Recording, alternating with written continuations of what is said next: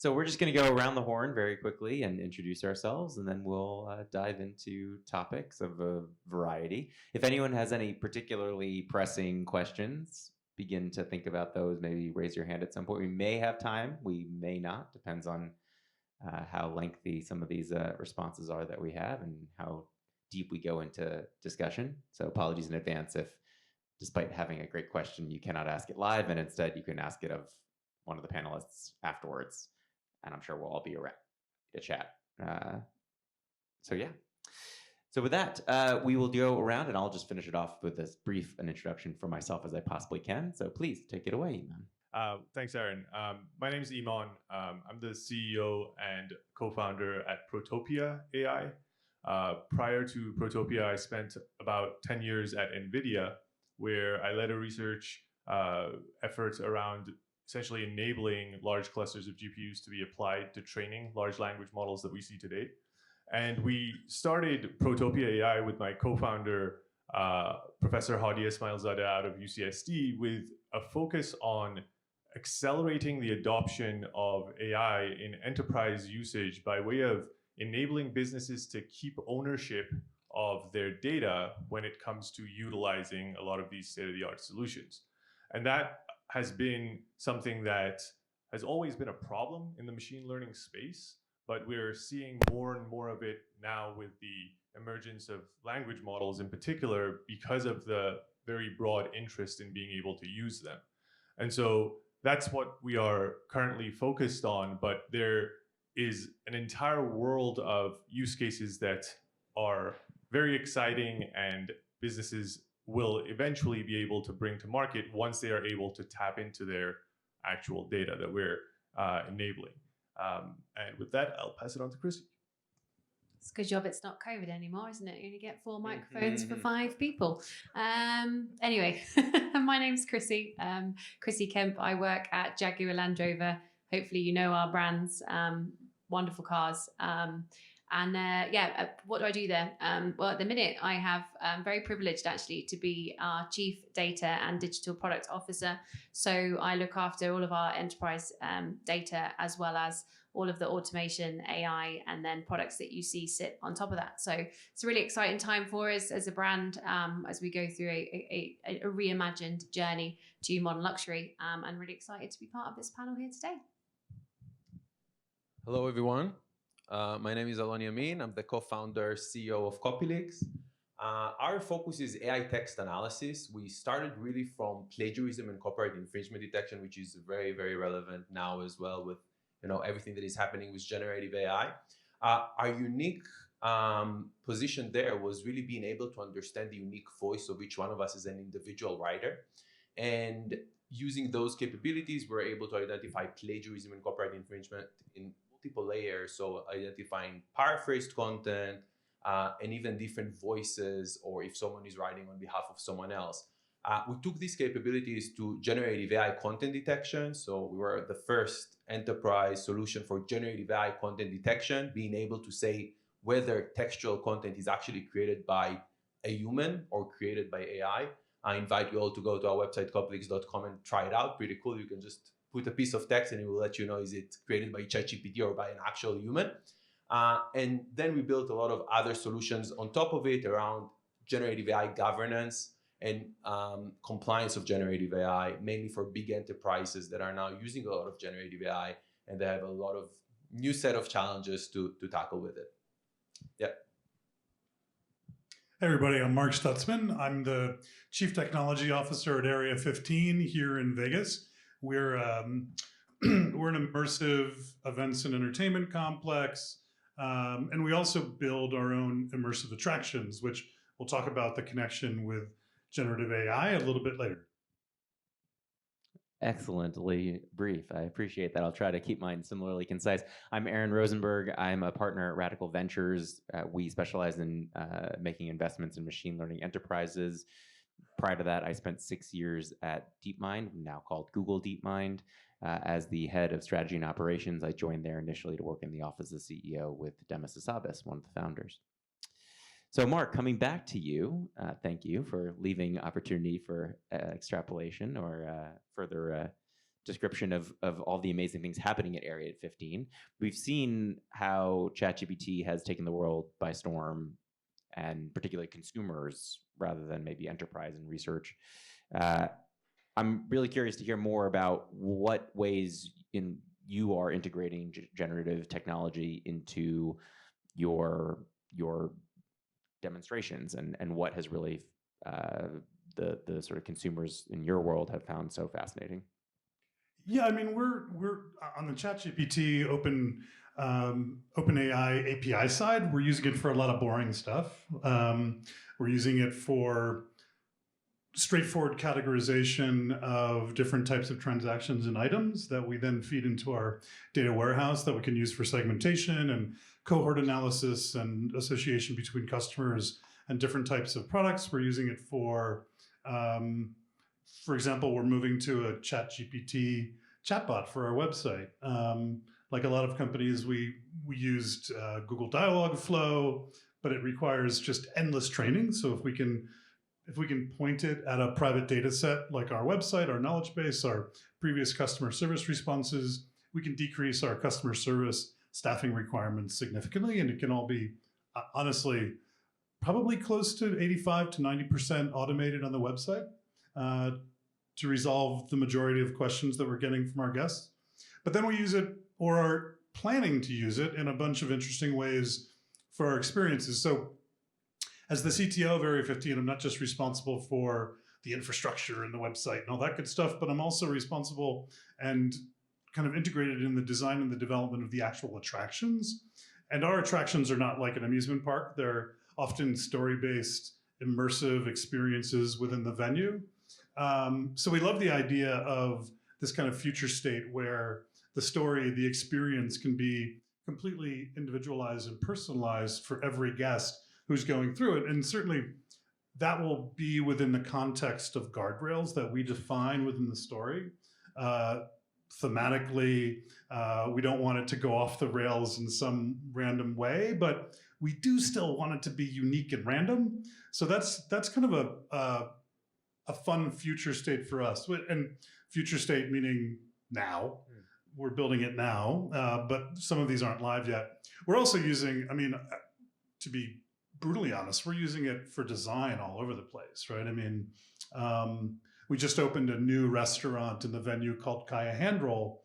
And I would say like 70% of the theming of the restaurant was actually done with generative AI, and it's beautiful, and it's based on kind of set images that we fed the system, but the results were just extraordinary. And we invite you all to come check out the venue. It's kind of an experience like you'll not see anywhere else on the planet.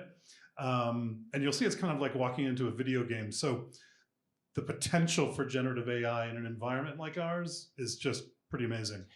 Can you actually say more to bring that to life? So for those unfamiliar with Area 15, for instance, what would a personal individual experience of that space be like for me, for someone in the audience? So at the moment, it would be less about the space, although I can envision some pretty crazy stuff where we're uniquely identifying you to an extent. We're, in a fun way, not a privacy restricted way. But we can actually dynamically create videos and story that we're projection mapping as you walk through the entire venue, an experience that might actually follow you to enhance your experience physically in the venue.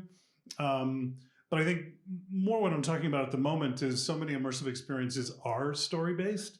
So you can do branching and you can do interesting things, but there is a human who's creating that narrative through the story. And so I think we can all imagine a story that is literally dynamically generated based on inputs from the guest.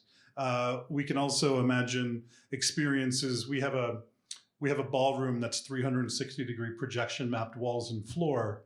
So imagine a generative experience where a guest can walk in and type anything, and that can be combined with the other guests in the same space projecting on the walls, dynamically creating a soundtrack that's actually literally from the guest narrative. it just, it's like for us, it's this whole new playground of kind of potential creativity. And so now we can talk about compliance. Well, yeah, well, maybe we'll make that transition slowly but surely. So I think what you've touched on there is the degree to which, indeed, generative tools can create a playground. And that we've seen be used by consumers in all sorts of really novel and fascinating ways. And at the same time, in enterprise context, there can be understandable sort of concerns or reticence with respect to using that same playground because of maybe some of what you were touching on. Chrissie, I'm curious, for someone who's in a large enterprise and seeing the development of this technology, how is adoption going within Jaguar Land Rover? How does that look like? So for us, we're being cautious, and we are thinking long and hard about security and privacy. But we're also really excited about the opportunities that it can unlock for us. So if we start with security, I mean, cars are becoming computers on wheels, right? Connected in every sense. So just because we introduce large language models and generative AI into the cars doesn't mean we can be any less secure. In fact, we need to be more secure. Open ChatGPT model. If you saw Tesla in the news, that plugin, someone had tried to put a plug in so that you could read the manual, right? So you could see basically what was going wrong with your car, and it injected a load of malware. So we're being very cautious when it comes to things like cybersecurity and privacy. We're thinking really hard in the context of trust and the brand. So as a modern luxury brand, we want to make sure that your experience is curated all the way through. But we also want you to be really sure around consent and preferences, what your data is not being used for. So we're thinking that really, really hard when it comes to generative AI. But in terms of the opportunities, I think that it allows us to deliver a much more personalized service. I think there's huge opportunities to drive productivity and efficiency in how we run our large enterprise, which we're excited about, as well as actually to help us on our journey at the right point with the right safeguards in our journey to fully autonomous driving, which you'll see more and more about if you Google our partnership with NVIDIA. Fantastic. Well, I'm looking forward to all of those developments occurring. And Eiman, you mentioned earlier personalization was a theme that Chrissie just touched on. You mentioned earlier how much power there is and potential, and with great power comes great responsibility with respect to one's data, which enables such personalization.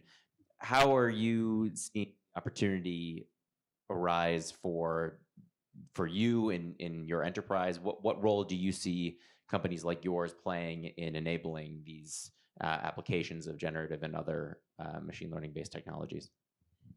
Yeah, it's a very common theme right now, and I'll start by saying that the parts of the story that are tied to individuals' data that is captured by the enterprise, and whether it's in the case of Mark trying to identify someone that's even opted in to be identified and have that personalized experience around somewhere like Area 15, or if they've opted in for their car to capture information about them to provide some additional benefit. The part of the story that currently breaks down is that as individuals, we trust the business that we're dealing with to be the owner and guardian of our data, right? Yet we're finding ourselves in the business world in a moment where the businesses generating value for us from that data have to use these tools that are built by experts that put those tools together. And what becomes important and what we're seeing enterprises face is this notion of, okay, I want to bring these experiences to my consumers, but I'm also responsible for their data. So how can I use the most extravagant version of LLMs that get updated weekly, daily sometimes, and be able to still own the data that I captured from my consumers because I'm responsible for it? And so that particular problem is one of a number of problems that we're seeing kind of enterprises talk about when they are trying to deliver these really exciting value propositions to their customers. And we believe that that is a control point that is going to really start bringing the value of this technology in a really wild way to all of our lives if we can unblock it in a safe way. So maybe moving into that solution mindset, what are some of the productive mechanisms for safeguarding individuals' data and for demonstrating such responsibility? And Alon, I might come to you next, given your similar relevance to this topic. I think there's traditionally been a number of different ways people have looked at sensitive data when it comes to machine learning. A lot of what you see in the market goes back to technology that was built when business intelligence was being applied to data, meaning somebody was querying something out of a database and whether or not they should have access to the data was important. So things like masking would come around or trying to remove information. Those sort of approaches were tied to humans consuming data. Now, we're seeing a lot of that being applied in the machine learning world as well, but that's not really the problem. The problem that Mark is talking about when he's saying we want to be able to identify somebody that's opted in a fun way, right? And being able to track them, the sensitive information is what you are trying to use, right? So the question becomes, how do you use sensitive information without that being something that could potentially leak and cause a problem? And so when we look at the problem, this is a problem that's always existed in machine learning, and it's a technology problem. It's something that new technology needs to exist for. And my co-founder, Professor Ismail Zadeh from UCSD, has been working on this problem for 7 years at least now. And there are breakthroughs that enable us to deliver the value of something like a large language model that is deployed by some company that has the experts, such that an enterprise that wants to take advantage of that doesn't need to send information in human understandable form. And so our solution is we can, as an industry, start moving away from having to deal with data in human understandable representations and be able to still make use of that data for machine learning. Now, with words, it's very difficult to visualize what that means. We had asked whether we could show demos here, but in the absence of that, we are showing demos of this at our booth in the exhibit hall as well. Alon, yeah, maybe I'll have you pick up where Eiman just left off. So you're approaching the concept of responsibility maybe in a slightly different vector. Can you speak to what you're seeing and how you believe there are ways of addressing such concerns to unlock the potential? Yeah, definitely. So we're seeing amazing excitement from the enterprises we're speaking with around generative AI. Everyone is excited about the opportunities, the automation, really the new abilities that it brings to the table. But together with this, we're seeing that they're also worried about how can they mitigate the risks that are coming with it. And we're speaking about copyright risks and IP risks, fake information, generative AI hallucination, all of these things that are obviously very, very problematic. I think, and there is a lot of conversation now about regulation and compliance around generative AI and making sure that there are some boundaries, some limitations of using generative AI. I think there's going to be much more happening in this area, because if you want to enjoy all the benefits that are coming with generative AI, you have to be able to mitigate the risks. And I think to be able to mitigate the risks, first of all, you need to understand where do you even have generative AI? A lot of these enterprises don't even know. There was, some of you probably saw this big news story from Samsung a couple of weeks ago. One of their developers used ChatGPT to create a piece of code. I was a developer, I used Google for that. Now developers are using ChatGPT for that, which is great, but this code comes a lot of the times with licenses, with some kind of a copyright, and organizations, enterprises can lose their whole IP, their whole copyright for their product if they're just implementing this type of code or even text. It could be for marketing, it could be for any type of textual content you can think about. So I think, first of all, understanding where you have generative AI within your organization, looking deep into this content where you have generative AI, trying to understand, is it actually accurate? Look into it much more than you're looking at it if it was really a human-created content. And then also creating tools to define policies around generative AI within the organizations and the ability to enforce these policies so that every organization will have their own boundaries of generative AI usage. So where you just landed at the end there is maybe one practical recommendation that we can offer this audience of leaders in the field who are likely all thinking about how to experiment with this technology in their companies or in maybe in their personal lives. I think that maybe creates an opportunity. If each of you were to provide one piece of practical advice on how to go about experimenting with generative AI, whether that's in the form of ChatGPT or some API plugin from another large language model provider, or otherwise, maybe in partnering with any of the companies or companies that we're seeing around at this conference today, what would you suggest? And maybe I'll start, Mark, on the very end with you and come back around this way. Yeah, I mean, I think the way we started playing with it was like everyone else, right? We just started exploring and using it for more of a brainstorming tool to generate ideas. I think as we get more into it, we're clearly leaning more towards private data sets and not exposing a lot of what we're doing to the open AI or the larger public data sets, because I mean, from our perspective, we're also trying to protect the IP that we're generating. And so in many ways, you can think about an Area 15 like a Disney, right? I mean, if we're a story-based experience, that is our IP, and it's critical to protect that. So we definitely don't want it to be part of this huge index that's like building stories for every other company on the planet. And so I can understand, for example, where Chrissie's coming from on the car side. I mean, that's some scary stuff. We're building stories and experiences, and I think also even in like the chatbot example, right? That's 100% private data set consumption. So I would say play with it. Be careful. We've been very careful. I can tell you that we've built out a crazy matrix of kind of every part of our organization and our function and how we can leverage different tools. And I think we all see that, you know, there's 100 new tools daily that do some interesting single-use problem solving. We're seeing like 1 million companies in the AI space that do one thing, but they do it really well.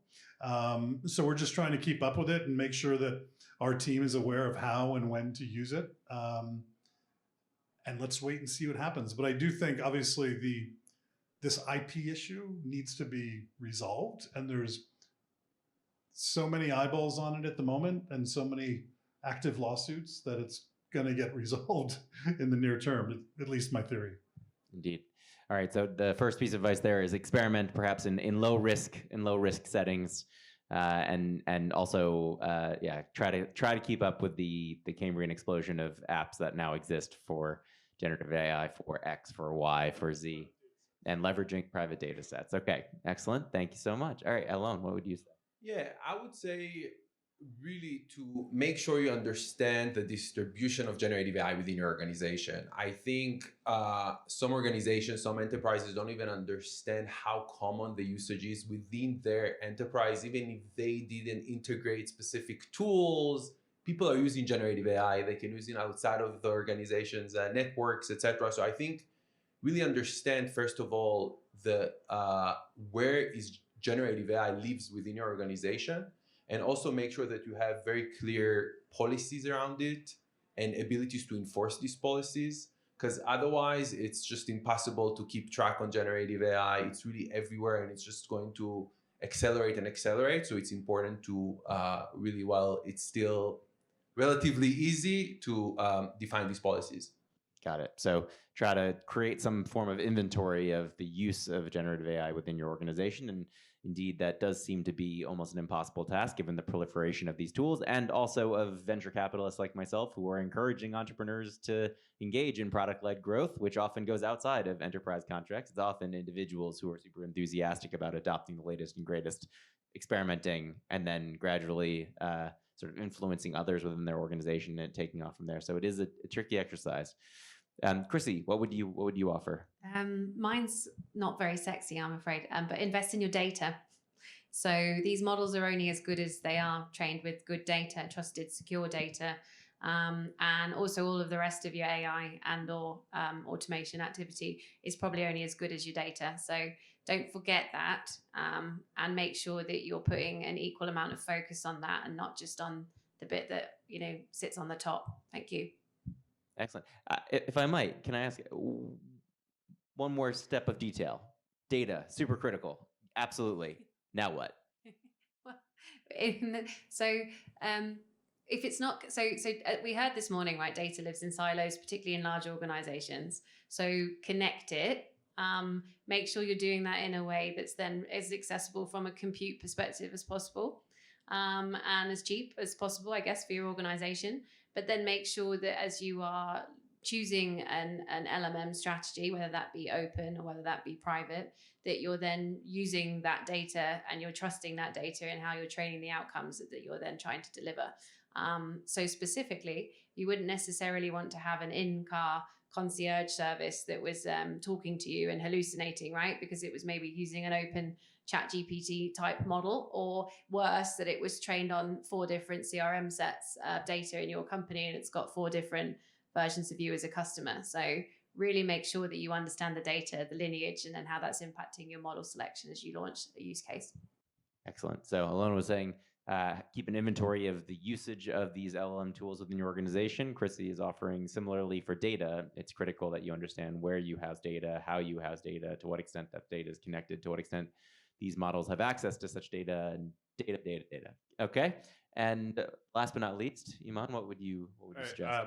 I want to do a little experiment here. So show of hands, how many people in this room have, in the context of your jobs, tried using some generative AI tool of any sort? Can we have a show of hands there?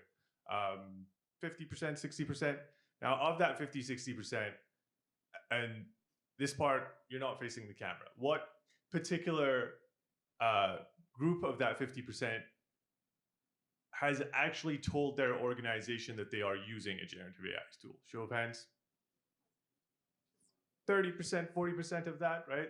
So what kind of statistics show, and what makes some of suggestions around policy really difficult, and I don't think VCs are to blame here, it's just a really exciting way of being more efficient at our jobs, right? I think what statistics show is that 70% of employees have used generative AI in some form for their jobs in large enterprise, and only like 15 to 20% of those people have actually told their organization they're using it. And so policies of we're going to block ChatGPT or block this other site or what have you, they're akin to trying to tell your kids not to get on such website or the other website. Doesn't really work. And so it becomes a matter of this problem of things like protecting private data such that you can use private data to build those models that are actually accurate, again, becomes a technology problem, right? So I think when we think about suggestions to the enterprise, I agree with everything that the panel has said, but it's also important for decision makers in the enterprise to realize that just leaning into legal and hoping that the legal system is going to come save us is probably not going to happen. Leaning into our employees are always going to make the best decisions because we as the enterprise care a lot about the data, also not the best strategy, even though every single one of these things are necessary, right? But more so as, again, an industry in general that's interested in using these tools, we have to come up with better ways of these tools working so that we can actually achieve these benefits without needing to be concerned as much about whether or not legal is going to come help me sue this massive enterprise. How's that going to fix anything? So I think that's the lens that I would suggest, is focusing on how this technology evolves and knowing that there are solutions out there to improve the situation. Excellent. So a degree of pragmatism alongside the idealism of many of us. we may actually end up with like 2 minutes for questions from the audience. So I'm going to prompt the audience now to, if you have one, exactly, start raising your hands. I'm going to ask one more question, then I'll come back around. The last one, we've gone from the very practical. I want to now go to the very almost impractical. As you think about this wild future that we're rapidly racing towards, this latest development in the course of machine learning has opened our eyes to immense possibility. In the medium-term horizon, not tomorrow, but not 20 years from now, what excites you most about the potential of generative AI? If you were to think about the use case, the application that is going to most benefit humanity, that could be from any number of dimensions. I won't further specify that. Leave it to you all to come up with some creative ideas. What sort of fascinates you?